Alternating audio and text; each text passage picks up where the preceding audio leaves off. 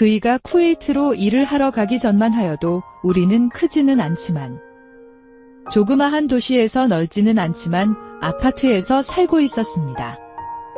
남편의 시골에 허름한 집에 세를 얻어 농사를 지으며 남편이 올 때까지 기다리겠다고 하자 남편은 흔쾌히 승낙을 하였고, 형인 남편 대신에 시어머님을 공양하고 사시다가 시어머니가 돌아가시자 노총각으로 홀로 사는 시동생이 사는 남편의 고향에 이농을 하여 빈집을 하나 싸게 구입을 하여 손을 보고 살기로 하였습니다. 전 평범한 가정주부이고 1살 많은 남편을 두고 있으며, 남편과 제 사이에는 27살 먹은 아들이 있습니다. 처녀 시절 한바 식당을 하던 엄마를 돕던 와중에 우리 한바집에서 밥을 데워 먹던 건설 현장에서 일을 하던 건설 기술자인 남편을 만났고, 성실함을 인정받아 아버지와 엄마가 적극적으로 나서는 바람에 겨우 22이라는 어린 나이에 군대에서 갓 제대를 한 지금의 남편과 결혼을 하였습니다. 당시 남편 나이는 23살로서 고등학교를 다니면서 중장비 학원에 다녔고, 고등학교를 마치고 군대에 가서도 중장비 일을 한 덕에 기술이 다른 기술자들에 비하여 결코 뒤지지 아니하여 건설 현장에서도 인정을 받았습니다. 다만 흠이라면 시가집이 넉넉하지 못하다는 것이 흠이라면 흠이었습니다. 시골에서 남편 대신 시어머님을 모시고 있던 시동생이 시어머니와 사는 허름한 집을 허물고 새로 지어주었고, 그리고 논밭을 사주었고, 허름하던 집도 개조를 하여 거의 다시 짓다시피 하여 살게 하였습니다. 제가 구입을 한 허름한 집에는 집 앞뒤로 텃밭을 포함하여 1000평이 조금 넘는 밭이 있어 저로서는 소유하기에 아주 좋은 곳이라는 생각을 하였습니다. 그리고 마침내 남편이 쿠웨이트로 출국을 하자마자 저는 간단한 가재도구만 챙겨서 시골로 내려왔습니다.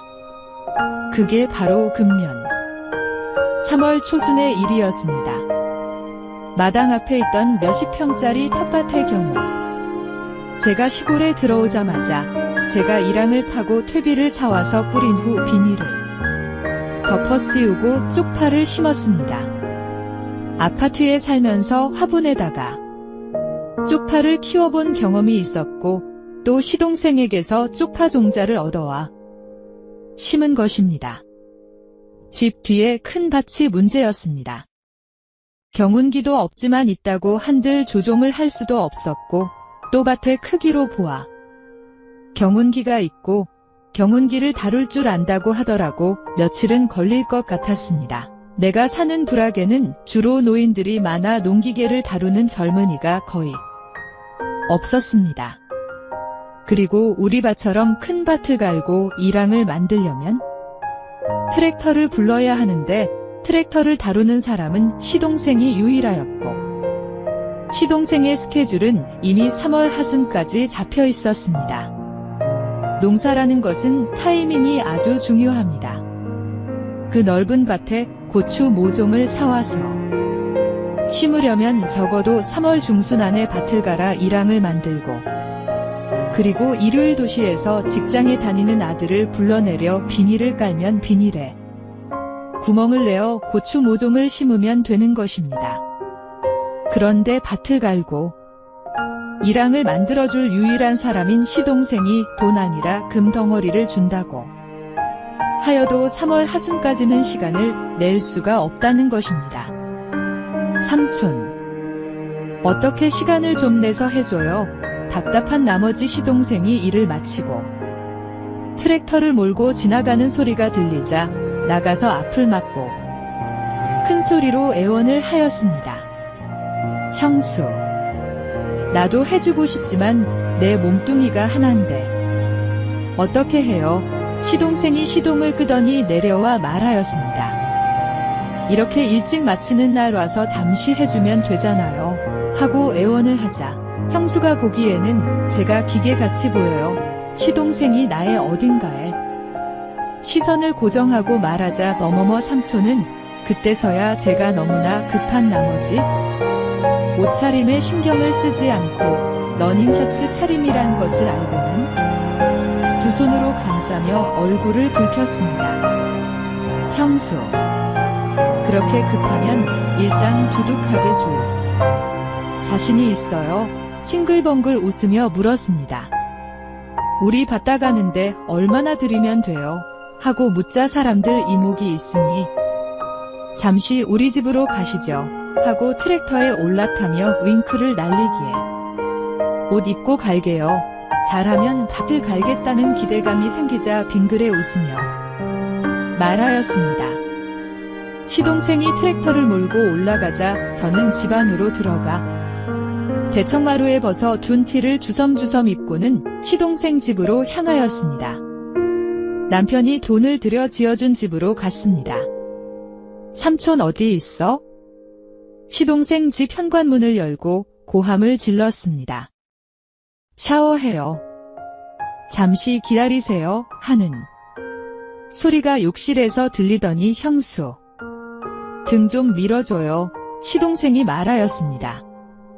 삼촌도 대충 씻어요.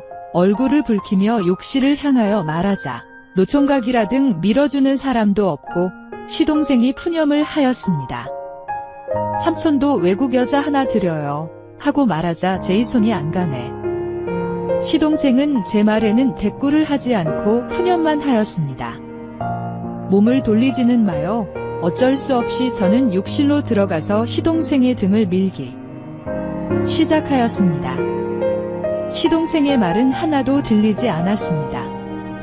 형수, 거기는 하고 시동생이 돌아서 앉았고 저는 그만 봐서는 안 될 것을 보고 말았고 형수, 삼촌, 우리 이러면 안 돼요. 욕실에서 억지로 나오면서 말하였으나 형수가 이렇게 만들었잖아. 형수, 형님 없는데 생각나잖아. 몰라. 난 몰라. 남편과는 전혀 달랐습니다.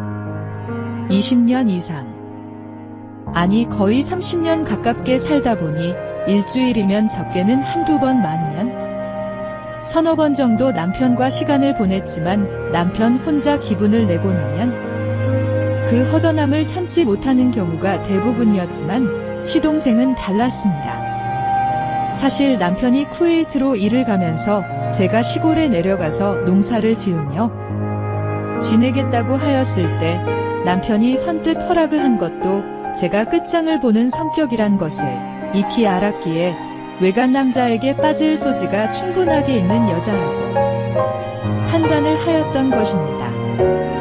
그런데 그런 기질이 남도 아닌 시동생에게서 보여지고 만 것입니다. 도련님, 하지만 우리 이러면 안 되잖아. 환하게 웃으며 말하자 형님 없다고 이러는 형수라면 나 말고라도 다른 외간 남자와 만날 가능성이 농후한데 차라리 나와 만나는 것이 외간 남자에 비하여서는 부담이 적잖아. 시동생은 말하였습니다. 형수, 싫어. 시동생이 되물었습니다. 싫은 것은 아니지만 저는 시동생의 말에 말을 흐리며 대답을 하였습니다. 그 후로 시동생은 저를 자기 집으로 부르던지 아니면 우리 집으로 와서 함께 저녁을 먹고 거의 매일 만나는 사이가 되어버렸습니다. 같은 형제가 이렇게 다를 수 있을까? 생각하면서도 남편이 쿠웨이트에서 더 오래 있었으면 하고 생각했습니다.